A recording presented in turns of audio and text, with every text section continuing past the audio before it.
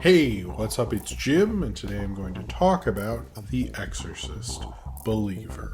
This is the latest horror Lego sequel reboot sort of thing from David Gordon Green and Blumhouse. They previously did the Halloween trilogy, and now they're starting off their Exorcist trilogy with Exorcist Believer. I think at the core of it, this movie has some good ideas. And even in the conclusion, and when the film I knew wasn't working anymore, there were ideas I thought that were really cool, actually, had they been earned. They weren't, but if they were, that would be so cool. This would be like a good movie or something.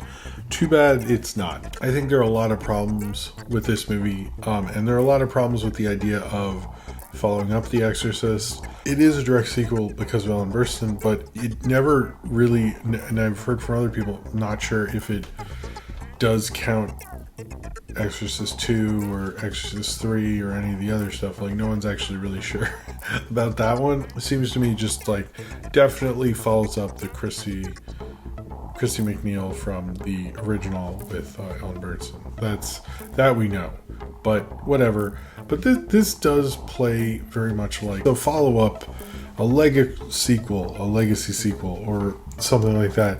And it's 2023, and we have all this stuff in it, and we have more, and like it never feels very genuine and real, which I think is like what the original film worked so well with.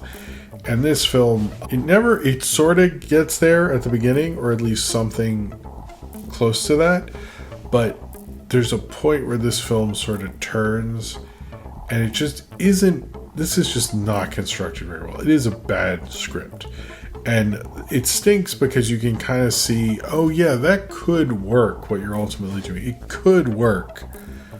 Someone should really make a remake of this and make it better, because it is frustrating, because you're like, oh, if you did develop that, if you did develop like how there are two girls in this and there are two families, and you think that could be interesting, you could show the differences between the two, how they're processing it. They don't do that at all. You sort of see parts with the other family, but you mostly see Leslie Oldham Jr. and his daughter. That's pretty much the whole thing there. That's like, they pretty much just show them. We see, I think, at the beginning of the film where him and his wife, I guess, I'm not sure if they're married, but the mother of his child are in Haiti during the Haiti earthquake, which is weird. I don't know. We're having this huge action set piece in this, but I know you guys spent a lot of money on this, so have your big earthquake set piece. It's cool. She is very, very injured, and the doctors say it's a decision to make, either saves the baby or his wife. I guess either way, the baby lives, and the baby lives. It's like, however, teenage amount of years later, and his daughter goes into the woods with this other girl to do some spooky ghost shit, and turns out they actually did do some spooky ghost shit, and they got possessed by a bunch of demons, and both girls fairly immediately become possessed and show signs of being possessed by a demon, and they reach to those conclusions pretty quickly, and blah blah blah, exorcism. So like, is a point in this film early on which I was like, this isn't great, but it's at least different, where they do things where like the girls are gone for 3 days. It does become like a missing persons movie, or like, like a thriller, like you'd expect those sort of things. And that didn't feel as interesting because, and I was thinking this during the film, is that the difference between Halloween and The Exorcist is Halloween, you sort of know what to expect in a Halloween franchise. In an Exorcist film, definitely set the stage for the genre of exorcism movies, but the franchise itself has no real genre of itself, the way Halloween does. Like, what to expect in a Halloween movie, when Michael Myers is coming, there's various little things.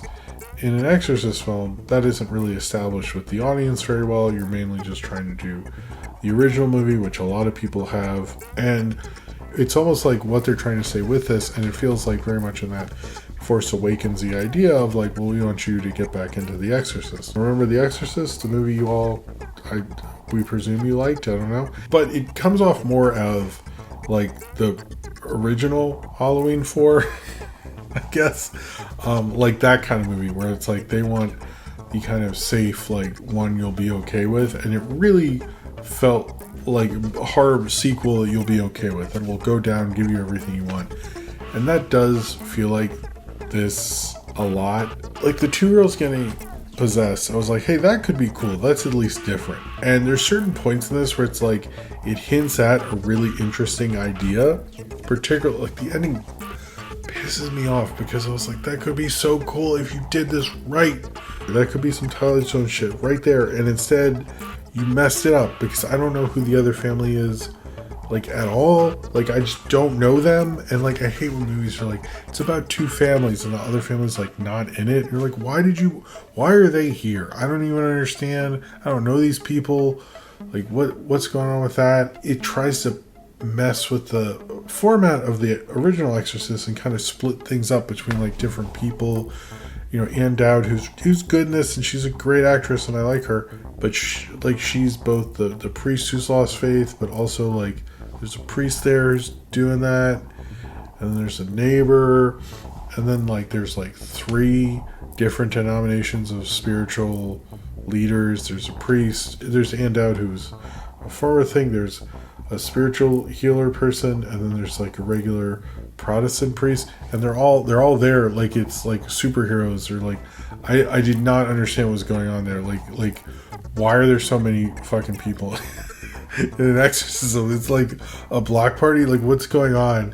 And it plays well with the parents. I thought that was actually interesting because there is an embarrassing part with Ellen Bernstein where she says the patriarchy is why she couldn't witness the original exorcism. It was like, I think it was because when I watched The Exorcist recently, is like, because like they were priests and you were like, I don't know what's going to happen in there. I'm going to stay out of there because that looks crazy as all fuck. But because since then she's become an expert in exorcisms, which is not, I think, what makes sense. That doesn't make any sense. Like, why would she want to be, like, she looked like pretty much like, I don't want to have anything to do with this shit anymore, ever. And then she comes back and goes, guess what? I love exorcism now. They're really cool. And I'm super into them. And you're like, oh, God. Such a stupid. I hate when they bring these characters back and they can't be like, what is the natural thing they would be now? Oh, that's dumb. Let's make the thing that we want that would be now. You know, everyone that's not Creed did this. It's awful.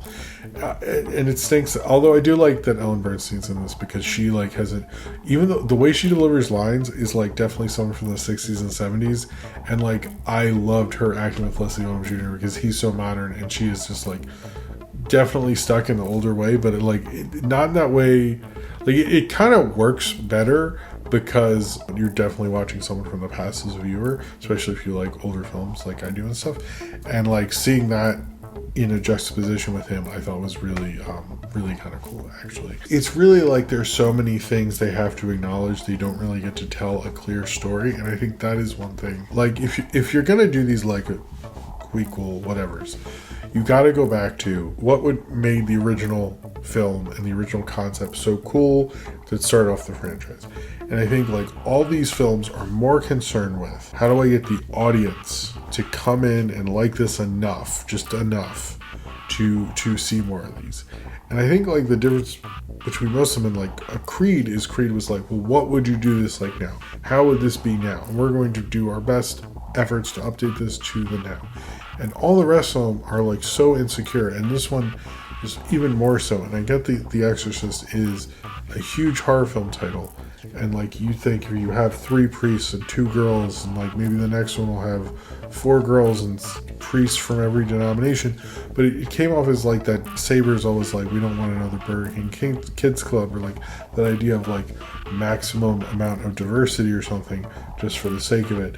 And like this really screamed of that. And even the patriarchy line, which I don't even like, that is just weird because that's not what I got from the original film. That just feels like a very stupid, like, I know we should acknowledge that only the boys were in the Exorcist room, and like, why would that fucking, whatever. Like, I don't know. I saw that movie. I don't think I'd want to be in that fucking room either. I don't understand. I really don't get that. I don't know. Leslie Odom Jr. is good. The other family is sort of miscast and not utilized well enough. So it's like, was the screenplay at fault or was their acting at fault? You decide. I actually think it's a screenplay, but and the direction, and they probably should have cast those better, because that's the other thing. It's like it felt like Leslie Odom Jr. was the only real, and Dowd a little bit, but like, I don't know. I just find this to be, when I watched it was a mess. When I think about it more, it's a bigger mess. But it like almost felt like it's very much trying to be now, but not thinking about why. Like, why have these girls disappeared for so long? But then when they show up, there's something just randomly, demon kids. We better get on that exorcism. Remember, this is an Exorcist movie. It feels like this film is not trying to get back to what made the original interesting. It feels like it is trying to one up and get you in, but not in, a real organic way, in the most ingenuous way. And this film feels incredibly ingenuous. It feels like a film that really wants to wow you and get you to go, oh man, I've never seen an Exorcist movie like this, rather than just like thinking about how do we make a good Exorcist movie. I think the probably answer is you don't, because like I don't think anyone really wants a sequel or prequel or whatever the fuck of these. I think they tried to do something interesting. There were probably ideas in there. I don't know if like the studio cut it or they just couldn't land it or something. But like this guy and this crew and all this made Halloween Ends, which was half an interesting movie. And I have more faith in him making that than I did with this. Like this feels like some studio director shit. That's basically what this feels like. I think David Gordon Green is a better filmmaker than this movie. It really didn't come together, and it's unfortunate, because it is cool seeing Ellen Bernstein. It is cool, certain aspects of it, but it's like I don't really understand what their point was ultimately. It's like, oh, they're doing the non-believer thing, we're doing this, that. But it would have been better if they just pared down the characters. Like, we don't need all these people, like his whole neighborhood's involved, and it just really didn't come across. I don't think this film really came together. It didn't sell itself well. It wasn't constructed well. There was nothing to really get you to care about like why you're having all these things. It's like they almost knew they had too much stuff going on, but didn't want to like cut whole characters or rework something. I assume because of all the money or something. So I wish they'd figured that out, and how to really like sell this movie and make it more, because I think that is what The Exorcist did. It treated it like a real life thing, and this treated it like, I have this big blockbuster. I need to get this to work and the audiences to enjoy it. It doesn't seem like they are, and I don't think they would, because it just doesn't build like a good exorcism movie should. Exorcism films are sort of a slow build. And, I think they kind of bit off more than they can chew. This isn't really a franchise that anyone cares all that much about. It seems to be the first one, and then those other films happened or something. But this one is just not good. They had some cool ideas, and I wish those cool ideas had become more, but they did not. So we're basically just like, or had been earned. Like, I think there's ways to build to those things, in particularly the end or other parts, but it just never really came to fruition. And I think like this film never really worked all the way. It feels like if I contractually think they have to make more, but if they do make more, I think they really need to look at this film's ultimate writing and creative failure, and how this didn't become more at all. This just felt like one of the emptier kind of cash grab IP is recognizable kind of things. I wish this had been more than it was. I wish it had tried to say something with it. It didn't need to say the same thing as the last one. It could have played with like, what does it mean to lose your faith today versus in 1973. I think things have changed. What does it mean to be this Christian girl? What does it mean to be that? What are all those things? It never wants to answer them. It just wants to be a solid exorcism film. And I think it failed at even doing that. Like, it just tried to have too much. It tried to have too many characters. It tried to have too many things going on. I don't think it ever thought about, like, well, why? What's the point of all this? Is this helping our perspective or our narrative or whatever? And it just, the Exorcist believer kind of just makes you not believe in the whole studio system or the whole idea of what they're doing, because you look at this movie and you just think how much it didn't work, how much it didn't appeal to you. You know, there's certain cool, interesting ideas in it, but because it's presented around so much crap before it and they're not built to, it's just none of them come across. This is, you know, I know people were mad about Halloween Ends and that wasn't a perfect film. It feels like David Gordon Green has like lost what made him special at all as a director by like making, kind of, I guess, like sort of softball movies, because this feels like someone who's just delivering something entertaining enough substance to get it past. And I think, Believer, the only thing this film makes me sort of believe in is all the bullshit it had to deal with to get to the screen. How unfortunately that kind of stuck with it, and we can't really get it off. It's just the film is just stuck that way in this kind of like mess of character and idea and modern reboots to make kind of an overall kind of like forgettable kind of thing. Because how often do you talk about those David Gordon Green Halloweens? A worse version of it is not helping, but it will. I think this probably will be sadly forgotten, and I think we'll all kind of walk away from this kind of thinking like, is it worth IP doing this if you're really not going to know what you're saying? You just deliver a decent enough thing that gets the studio money and says nothing, and you just look away and realize, sure, it was Halloween 4, but do I really need to do this again? And I don't know if like having another sequel that makes you think that in a long line of sequels is ultimately that necessary. And with a film of this quality, I don't think this is very necessary. I don't think this kind of exorcism is very necessary whatsoever. So if you've seen The Exorcist Believer and you would like to talk about it, then comment below in the comments and subscribe if you would like to.